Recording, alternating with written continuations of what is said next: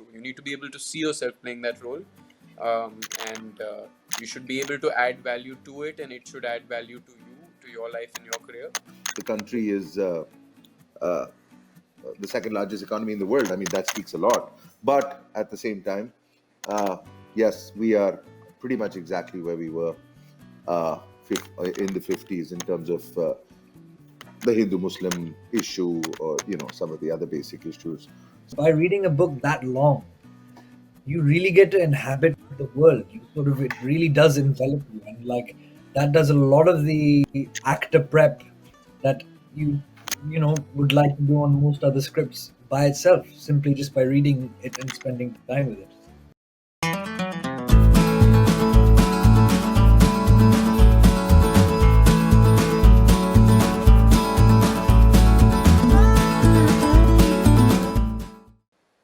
Hi guys, this is Ankita. You're tuned to PeepingMoon.com. Today we have with us a spectacular cast. I would say a few members from A Suitable Boy.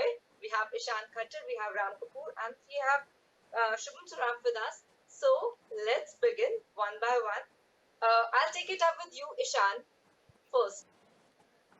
Please go ahead, Ankita. Man, as a character, Man, your character in the show, is he a sort of non-conformist? Non-conformist, yeah, I would say so. I mean, one could argue that he is one of the most, if not the most rebellious character in the show. He is born in the house of a minister. His father is the revenue minister, in a time where India is coming to its own. It's 3 years after the independence, the partition. So yeah, I mean, he's definitely, in a way, in a sense, the black sheep of the family, and non-conformist in many ways, because he's in search of his own truth. He's not, very bothered or committed to, serving his father as a disciplined, heir to the to his dream and his ambition, which is to serve the country and to reform, many injustices that have been in the system for a long time. His father is a very committed man, but Man is on more of a personal, spiritual, rather indulgent journey of his own. So yeah. Okay. Ram, you play a man's father, Mahesh Kapoor, in the film, a politician. The story in general, in A Suitable Boy, is a crux between a love affair, Lata and Kabir, where it's a direct conflict you are highlighting to the Hindu-Muslim clashes in the country at that time. We are talking about the just fresh out of independence era. And if I would have to ask you, nothing has changed, to be honest, from then to now. The clashes, the animosity, the crux somewhere still lies the same, is it? So this is shocking when every single journalist is asking us the same thing. That is how relevant this is turning out to be. We've literally discussed this about like 10 times already. But good question, valid question. Yes, I agree with you. We've made a lot of progress. The country is the second largest economy in the world. I mean, that speaks a lot. But at the same time, yes, we are pretty much exactly where we were in the 50s in terms of the Hindu-Muslim issue, or some of the other basic issues. So it's a sad reality, but it is a reality, and I don't think our politicians are making it any easier for things to change. I personally don't see change coming anytime soon. That's the way it is. It makes me sad when I think about it, but I try not to think about it too much. So that is one of the reasons where I feel that this book is so relatable, because even though it's set in the 50s, when people read the book or when they see our series on the 23rd, I think they will relate, because a lot of things that we're showing is the reality of today also. Shubham, coming to you. As Feroz, Do you think, if I have to ask you, a suitable boy sees India, Mira na suitable boy, I would say, sees India through not a British lens of sorts. Because when it was a BBC production, I think you guys focused more on the Indianized version and how India at that time would have been seen, an all ensemble Indian cast and Indian director. Because normally, when we initially see a BBC production, uh, there is a lot of influence how they see a product. But what I saw of Suitable Boy, which luckily I was able to see earlier, it gives me a lot of Indian influence, the way Indianized picture it would have been at that time. Is it so? Well, that's a really, I'm glad you feel that way, because I think for me that was one of the main worries, because it was made as a BBC production. I was really worried that it didn't fall into the category that so many British period dramas that portray India have done, which is a very sort of colonial viewpoint and perspective of what they, how exactly how you said, how they see India to be. And often, I don't know whether you've watched any of those series, but I certainly have watched those series, and I've gone, as an Indian, I go, wow, that's really, it's really like, it's kind of upsetting and irritating that for the wider Western world, that's possibly one of the more consumed perceptions of our country than what I know and have experienced it to be. So to hear you saying that is very comforting, because I think it was very much that, like, and Mira the and all of us and Vikram and even Andrew Davis made a huge effort into really making everything as authentic as possible, to the point where we were shooting in the locations where Vikram Seth actually even wrote the book. The marsiyas that were sung for the Muharram scenes were completely authentic to the location that we were in. The ghazals that Saidabai sang, the poetry that would be the interplay between Man and Saidabai. It was all so authentic that you can't help but be like, this is India, this is what it was, this is absolutely true and what it was. So yeah, I'm glad we sort of focused on the details in that regard. Ishan, coming back to you, is it true you signed the series before even Dhadak and Beyond the Clouds went on flow? No. Um, there are a few things there that I will modify. I hadn't signed it. I had auditioned for it before Beyond the Clouds had even released. That was my first film as an actor. Although it had done a few film festival circuits, so some people in the world of world cinema, like Mira Di, was familiar and aware of its existence, but it hadn't released. And I had auditioned then for Suitable and gotten a very positive response from multiple board members. And Mira Di sent me an email saying that I'm. Uh, she said you are most definitely the suitable boy, so she was excited to have me on board. She wanted me to do it, but then it was a very long journey from then until it actually materialized. It took a long time. It was a very long casting process as well, through which I went through my first two releases, um, and was in talks for a couple other projects and such. But eventually, it all worked out in a way that I was able to sign the film about, say, I was able to sign Suitable about a year after I actually auditioned and was asked to do the role. So yeah, but yes, I had auditioned for it before any of the films came out. Why I asked you the question was, when the first look for a suitable boy came out, you had this beautiful still with Tabu ma'am on the swing, and it actually became the talk of the town. So I wanted to know, was it like what, way before even we could envision that kind of? I would say the chemistry looks palpable. I don't want to dwell much into how it pans out. Of course, viewers will see for it. But was it one of the first shots per se you had with her?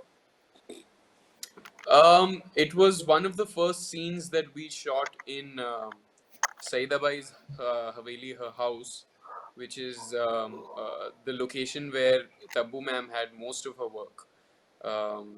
She shot about 10 days, I think, most of her scenes almost back to back. And most of my scenes in that, most of her scenes a lot of them were with me. So that was one of the first scenes that we shot together. But I had been shooting for about 3 weeks or so before that shot was taken. But yeah, we actually released that in the middle of shoot. We were in the last leg of shoot for the series. It was in December, I think, when we released that image. And yeah, Mira Di just felt, and BBC felt like it's the right time to release a still, just to give people a sense or a feel of what we're doing here, and especially for the lovers of the novel. Uh, so yeah, that's how that played out. Ram, how imperative it is for an actor when a series or a film which is based on a novel which is highly acclaimed, that one is supposed to read through and flesh out a character, or one has to go with what director has envisioned. Because uh, one of the only few critiques which I honestly came across was everyone thought that why 6 episodes? It could have been as lovely and as large as 12, because there was so much going on, and the novel in itself is glorious. A 1500 pager. Did you also face any kind of dilemma when you got the script first? No, first of all, thank you. Thank you for liking it and wanting more episodes. That's very nice to hear for all of us. Um, whether you're doing an adaptation of a book or whether you're doing a direct screenplay, for an actor, I don't think there is much of a difference because an actor always has to uh, get in sync with the director's vision, because that is at the end of the day what we have to achieve. The fact that it was first a book or if it wasn't a book has no bearing or should have no bearing for an actor, because it's not the author's vision. I mean, the author's vision is what the director takes on, but then we have to fulfill what the director's vision is, which sometimes can be the same as the author, sometimes can differ. So, no different from me vis-a-vis that. And we did realize that it's a lot of story to put into 6 episodes, but that was a BBC call because BBC has a certain format um, uh, of 6 episodes, and so which is why they took that call. And then I think Andrew Davies, when he made the screenplay, he did a fantastic job. So yes, the book is vast, 1,500 pages. It's vast, and there's a lot happening in the book, which was kind of concised into the 6 episode, 6 hour thing.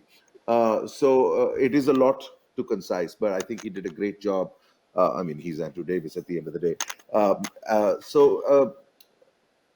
was a BBC call, and I think it's great if the audience feels that, oh, there should have been more, but I think it's working out well, or it has worked out well, because it has a fantastic flow. It has a great beginning, middle, and end. I didn't see any part which is kind of draggy or which I thought needed to be shortened. It's concise. Uh, so I kind of liked the way it turned out in those 6 episodes. Ishan, Shubham, even you feel the same way, that does one need to go through the book as like the Bible following, or one needs to go through the director and the bound script? Because I was speaking to your co-stars yesterday. They were varied opinions, trust me. There were one who Mm. swore by the book and how and how the script by Andrews was panned out. Shubham, you want to I take this first? Yeah, ठीक है. I think you kind of got to be able to do both. You kind of have to. I found it for me. I found it very useful to.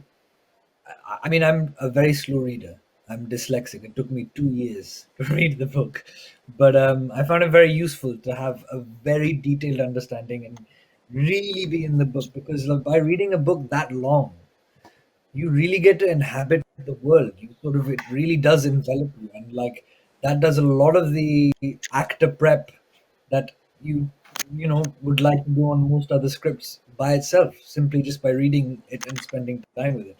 But then also the danger is you can get quite trapped by your preconceived vision of what that book is and what that world is. And often when you arrive on set, things don't turn out as you imagined them. And I, for one, sometimes did struggle with, like, oh, hang on, this is not how I thought the scene was going to go.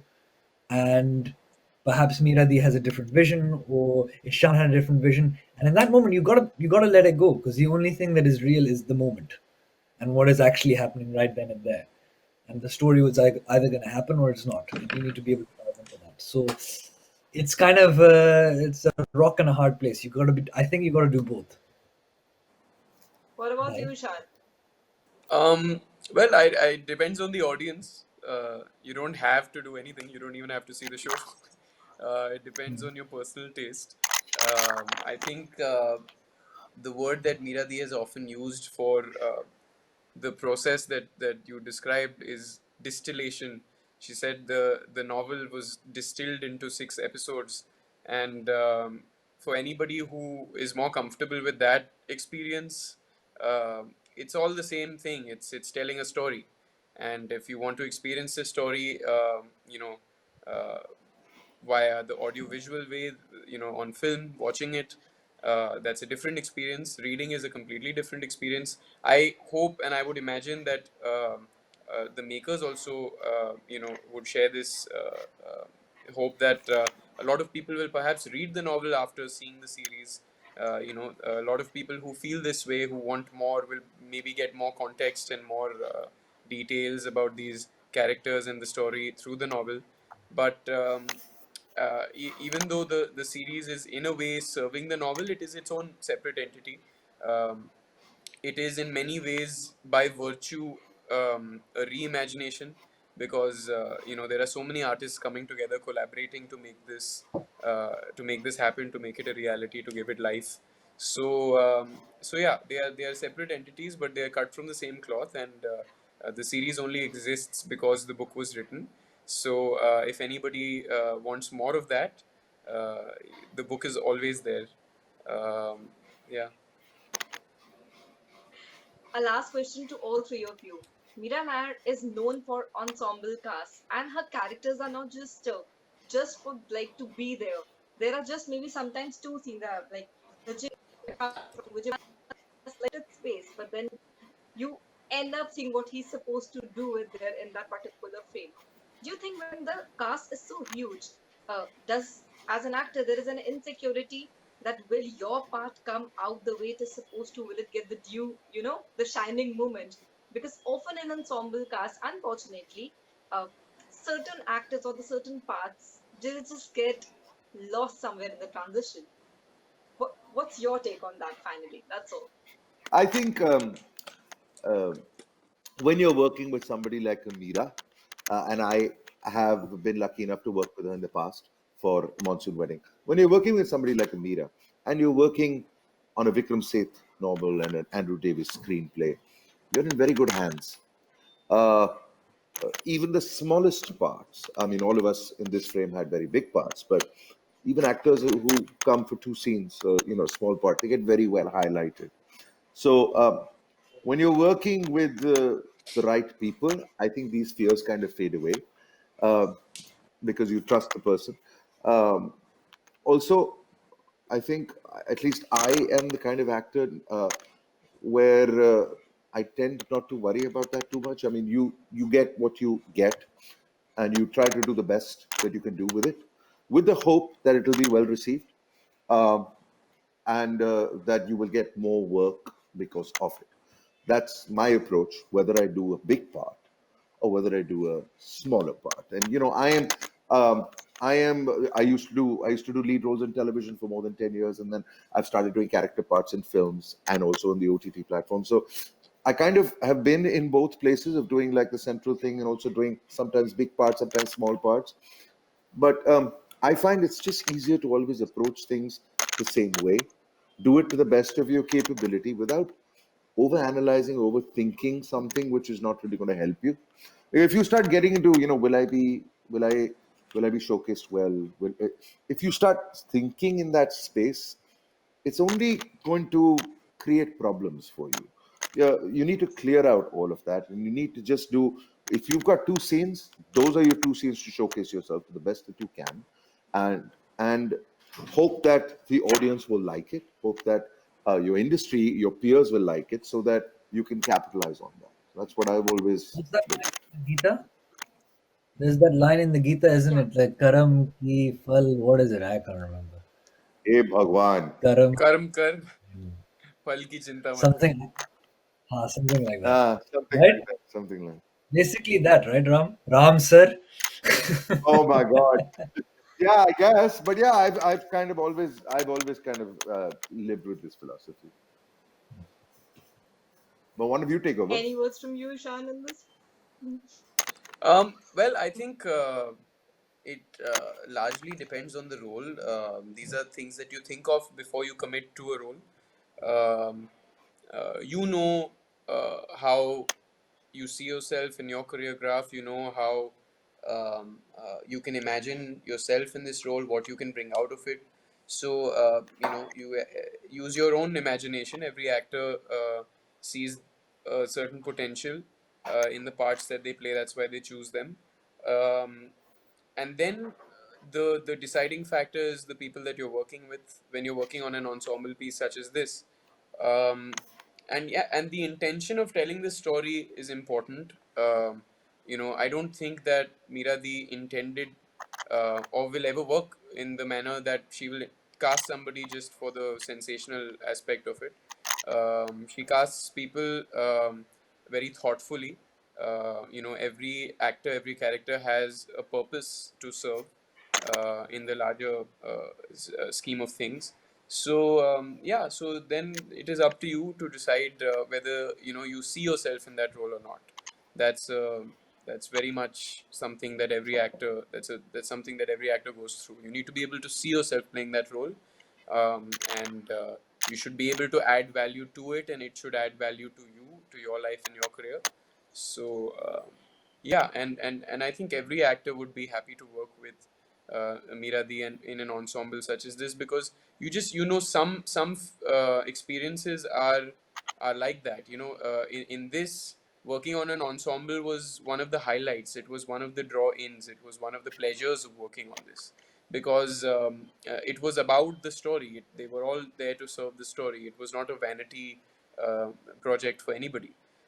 So yeah, I mean, that was one of the fun elements of doing this, to be able to work with such established, distinguished actors. Like oftentimes we used to regroup at the guest house that we stayed at, and we would talk about our days. There were two units working subsequently, like, I mean, constantly. The point is that there were two units working simultaneously, so oftentimes we used to go back and talk about each other's scenes to each other. Oh, today you did this scene and you did that scene, and how did that go? Everyone was that involved and that invested in the story and the work. So it was great fun. It was like a big workshop where all these actors came together and we would bounce off and have it was fun. It was a learning experience, and only Mira Di can do that. You have to have a master like her to bring all these uh, varied and distinguished different kinds of actors together. And it's something that it's really an experience that you can grow and learn from. Like I said, it was like a workshop. we Hmm. we were having a great time, interacting with each other, and even off the set. So yeah.